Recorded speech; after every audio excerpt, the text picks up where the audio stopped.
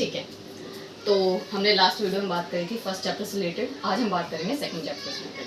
ठीक है, तो ऑलमोस्ट मैं कोशिश करूँगी कि आज पूरा का पूरा चैप्टर मैं फिनिश कर दूँ।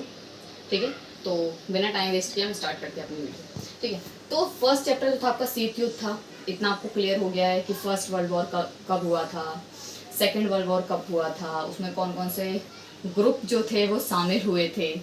ठीक है, एक तरफ धुरी राष्ट्र था, एक तरफ मित्र राष्ट्र था। मित्र राष्ट्र में कितने देश थे, धुरी राष्ट्र में कितने देश थे, बर्लिन की दीवार को कब खड़ा किया गया था, हमने यहाँ तक ऑलमोस्ट क्लियर कर लिया था अपना टॉपिक।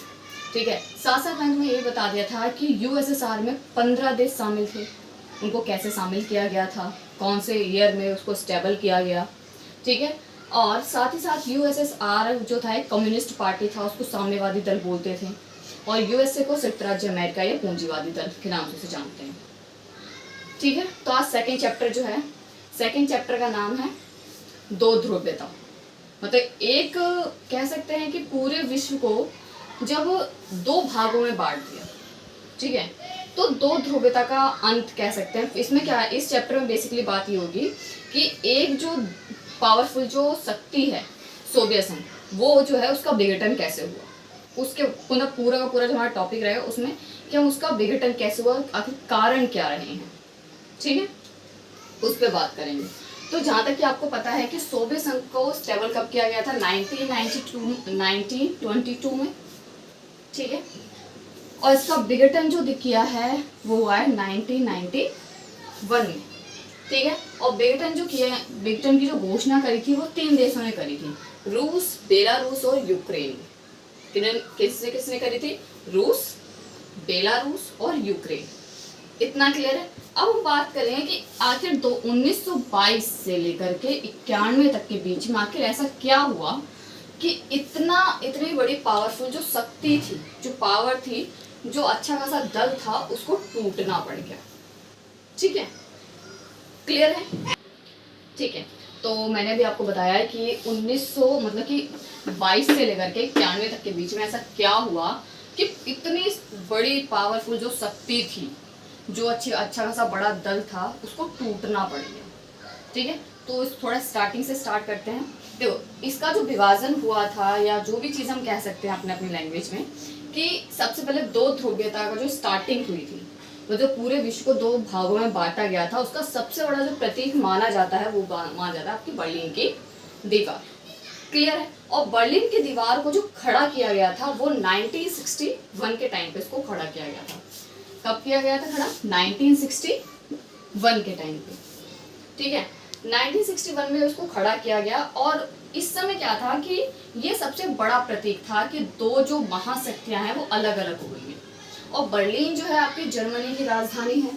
ठीक है, साथ ही साथ पूर्वी और पश्चिमी खेमे के बीच का जो विभाजन का एक प्रतीक है, मतलब पूर्व और पश्चिम। ठीक है, वेस्ट साइड जो था आपका वो था आपका यूएसए, और ईस्ट साइड जो था वो आपका था यूएसएसआर। ये क्लियर है। साथ ही साथ ये जो जर्मनी है, ये आपका जो स्टेबल था वो कहाँ था, ये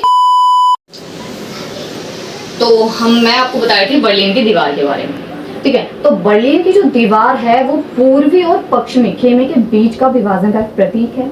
साथ ही साथ ये यूरोप महाद्वीप, जर्मनी देश की राजधानी जो है वो बर्लिन है। ठीक है, शीत युद्ध के प्रतीक के रूप में बर्लिन की दीवार को खड़ा किया गया था। कब किया गया था खड़ा, 1961 के टाइम पे खड़ा किया गया था। ठीक है, यहाँ तक आपको क्लियर हो गया है। अब इसको गिराया कब गया था, मतलब बर्लिन की जनता के द्वारा इस दीवार को गिराया गया था, और वो गिराया गया था 9 दिसंबर 1989 को। कब इसे गिराया गया था, 9 दिसंबर 1989। ठीक है, इस समय क्या बर्लिन की दीवार को खड़ा किया गया था, और इस समय इसको गिरा दिया गया था। वो भी किसने गिराया था, वहां की जनता के द्वारा।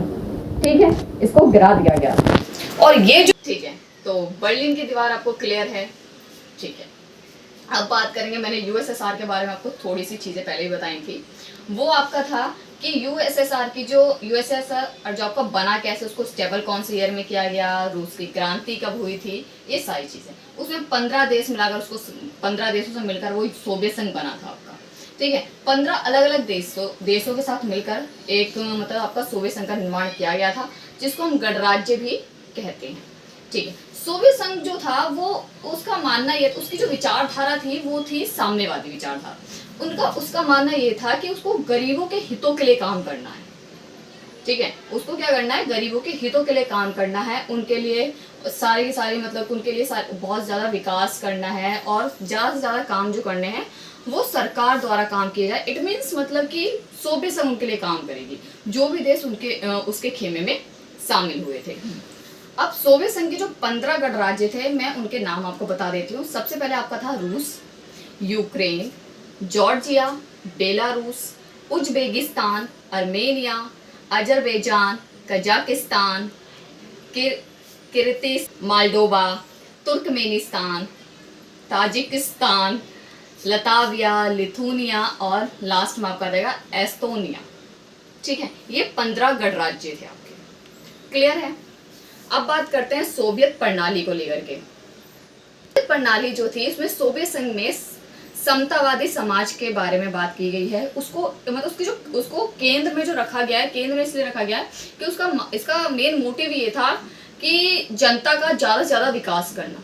ठीक है, जो उसने चीजें बोली थी, मतलब सोवियत प्रणाली का मानना ये था कि साम्यवादी, मतलब कि हम कह सकते हैं कि सबको समानता मिले। ठीक है, इस तरह के उसके निर्देश दिए। उसने सारी व्यवस्था जो करी थी वो इस तरीके की करी थी। ठीक है, दूसरे शब्दों में बोला जाए तो सोवियत प्रणाली एक ऐसी व्यवस्था थी जिसके द्वारा सोवियत संघ ने अपना विकास किया था। ठीक है, अब इसकी कुछ विशेषताओं के बारे में बात कर लेते तो जो विशेषताएं हैं वो थोड़ी सी अलग हैं। मतलब पूंजीवादी दल से की विशेषताओं से इसकी विशेषताएं अलग थी। कह सकते हैं कि सोवियत प्रणाली व्यवस्था का विरोध तथा प्रणाली की जो विशेषताएं हैं कुछ इस प्रकार है। सोवियत प्रणाली पूंजीवादी व्यवस्था का विरोध तथा समाजवाद के आदर्शों से प्रेरित थी। मतलब वो पूंजीवादी व्यवस्था को नहीं मान रही थी, ये कह सकते हैं सीधा सा इसका मतलब जो ये है। सोवियत प्रणाली में नियोजित अर्थव्यवस्था थी, मतलब उसको जो अर्थव्यवस्था थी वो एक नियोजित थी, और कम्युनिस्ट पार्टी का दबदबा था। ठीक है, न्यूनतम जीवन स्तर की सुविधा, बेरोजगारी न होना, साथ साथ उन्नत संचार प्रणाली थी, मतलब इसमें संचार प्रणाली तो काफी अच्छी थी। ठीक है, मिल्कियत का प्रमुख रूप कह सकते हैं राज्य था, राज्य का स्वामित्व था। कह सकते हैं इसमें जो स्वामित्व जो था वो पूरा राज्य का था। उत्पादन के साधनों पर राज्यों का नियंत्रण पूर्ण रूप से था। ये नहीं कि राज्यों का अलग अलग नियंत्रण, अलग अलग राज्यों का अलग अलग नियंत्रण होगा, नहीं। इसमें क्या था, खुद सोवियत प्रणाली इसका नियंत्रण करती थी। और सोवियत प्रणाली को दूसरी दुनिया के नाम से भी हम जानते हैं। ठीक है।